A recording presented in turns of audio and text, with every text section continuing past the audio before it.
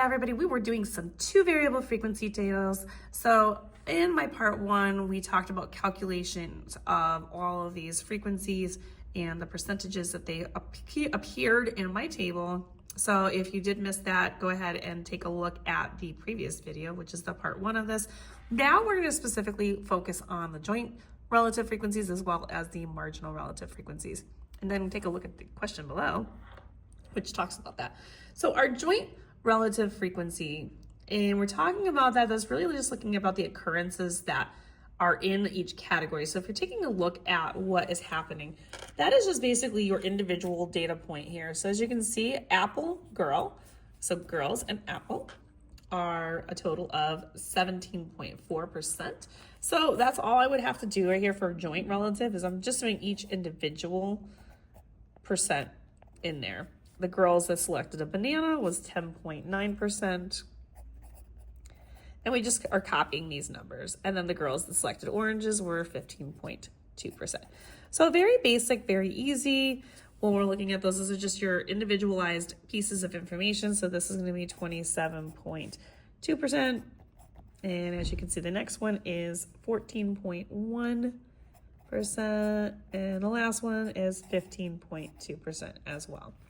So that's how I would do our joint relative frequencies. Now the marginal frequencies are just the total numbers. So we're looking at the amount of people that selected an apple. Now we're not even talking about the genders, we're just talking about the total amount. That's the 44.6% that selected that particular fruit. Bananas, the total there was 25%.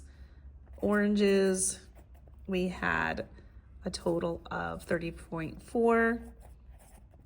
And then when we're looking at the girls versus the boys, this is now this set of data. So the girls were up here at 43.5. And then on the bottom there for the boys, it was 56.5%. So that is how we would distinguish between marginal and joint relative frequencies.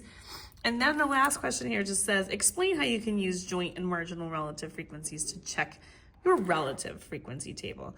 So basically, you just want to make sure that it all adds up to 100%. So all of these numbers add up to 100.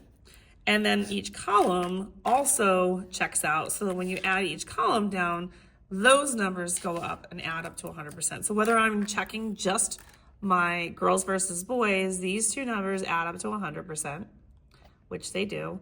And then when I look at each of the columns individually, they all also add up to 100%. And so all these basically check each other so that you can check yourself to make sure you have done your work correctly. And if you want more questions like these, find them on my YouTube, Instagram, and TikTok at U1 Algebra. All these are located in my frequency tables playlist. Don't forget to share, like, follow for more, save it for later, and I will see you soon.